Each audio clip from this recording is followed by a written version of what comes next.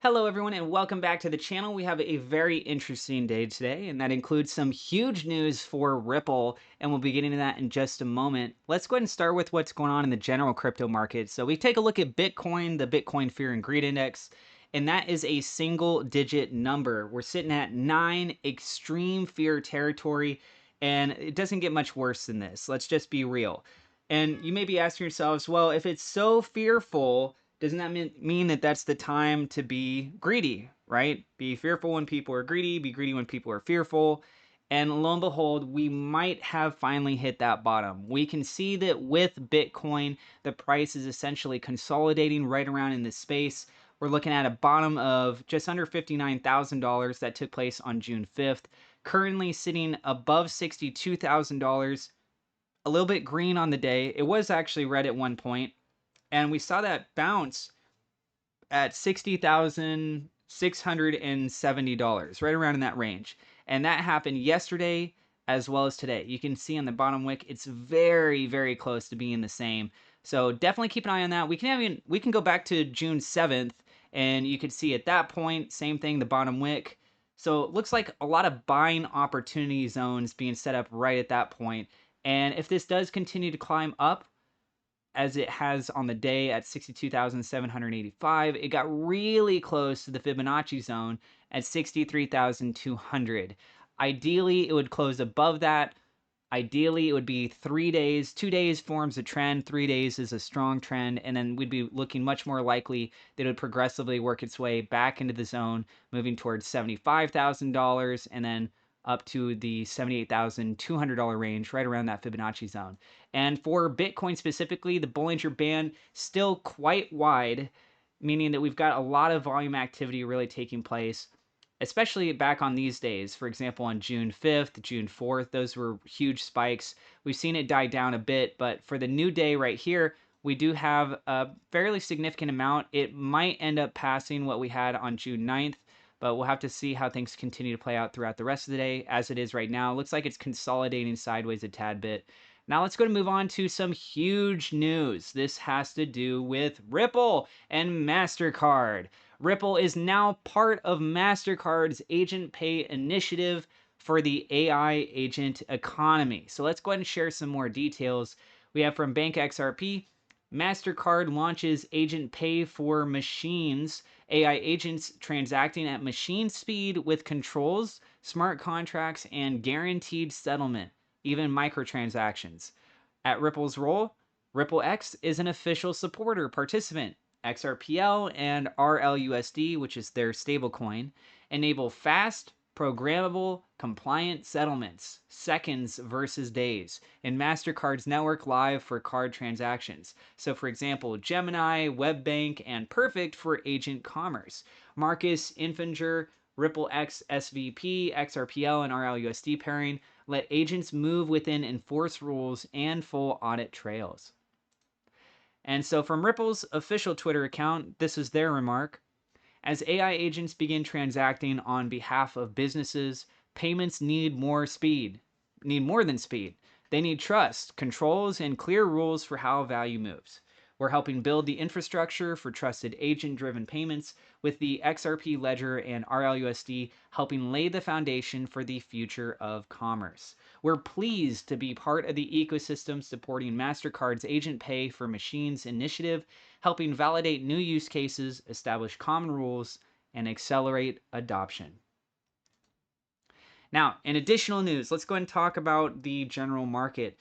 May CPI inflation rises to 4.2%, the highest level since April of 2023. Core CPI inflation also rises to 2.9%, the highest since September of 2025. Inflation in the US is officially back above 4% and more than double the Fed's target. Odds of Fed rate hikes are rising. And so the US inflation rose to 4.2% year over year in May, the highest level in 3 years, up sharply from 2.4% in February before the Iran war. Core inflation, which excludes food and energy, rose to 2.9%, its highest level since September. And there's a massive crash that happened earlier. $620 billion wiped out from US stocks in just a 1 hour time span. Absolutely brutal. And the US CPI, as I mentioned, 4.2%. The expectations, 4.2%. So it did meet expectations, but still highest CPI in 3 years. And then at one point we saw it at $500 billion from the stock market. That was just 7 minutes after the market opened. Now, there's a crypto exchange called BTCC. If you guys have not heard of this, where have you been? It's been around for 13 years, and you get access to over 300 crypto futures. You also get up to 250 leverage. You've got no VPN or KYC requirement, and also there's a bonus, a 10% deposit bonus that goes all the way up to $10,055. That's when you deposit over $500 worth of USDT. And if you want to research this more, or if you guys are ready to get started, you can find the referral link, my referral link, down in the description below. And let's go move on. So, U.S. economy in huge trouble. Let's go ahead and go a little bit more detail into this. The inflation data was just released, and it's really bad. 4.2% CPI, highest level 3 years. That's what we mentioned. The core CPI jumped to 2.9%, highest in 9 months. It's happening when the U.S. economy is in contraction. The first quarter GDP for the U.S. came in at 1.6% versus 2%, which was expected. This means people are facing high costs while their income is stagnant or going down. That's not all. The U.S.-Iran war, which is causing the most inflation, is far from over. Today, Trump said that he is very close to ordering new strikes on Iran. If that happens, oil route will get even more disrupted. Not only that, Iran could begin striking oil and energy facilities, causing supply crunch and pushing inflation even higher. And if this happens, the Fed will be left with no choice but to hike rates just like 2022. This will make the situation worse, could even push the U.S. economy towards recession. They say here that they've been warning this outcome for some time, and it seems like we're getting closer to it. That's from Crypto Rover over on Twitter. And from Rippleziety, Japan outpaces the United States in XRP adoption and implementation. DTCC's tokenization era begins next month with Ripple Prime involved. Ripple launches a developer toolkit for building agentic payments apps on the XRP ledger with support for autonomous AI transactions using XRP and RLUSD. XRP holders are capitulating, realizing $2.63 in losses for every $1 in profit. That historically signals a bear market may be nearing exhaustion. XRPL Commons Odelia Tortman just said the quiet part out loud at Paris Blockchain Week. On-chain credit is the future. An upcoming lending amendment will enable under-collateralized lending natively on the XRP ledger, aggregating XRP, RLUSD, and more. The validator vote on XLS66 is live right now. Credit markets are coming on-chain. XRP whale inflows to Binance decline as selling pressure shows signs of easing. And now let's go and take a look at what's going on for XRP's price.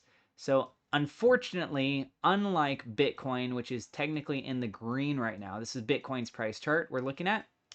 You see Bitcoin's just slightly in the green. It has a nice little top wick there. For XRP, not much of a top wick. We are seeing it in the red. It's dropping. It is down to $1.11. At one point on the day, it hit $1.10. It doesn't look like it dropped below 110. It didn't go into the single digits there, but it still got really close. And that point where it bounced off for the wick, we can see it lines up quite well with where the starting point was for June 6th. So we're having a little bit of a crossover event happening between those two, but not too much of an association happening. The big thing that we want to keep an eye on is that we have a support line at $1.05, and we are seeing it trying to break above. Last time it tried to break above $1.18.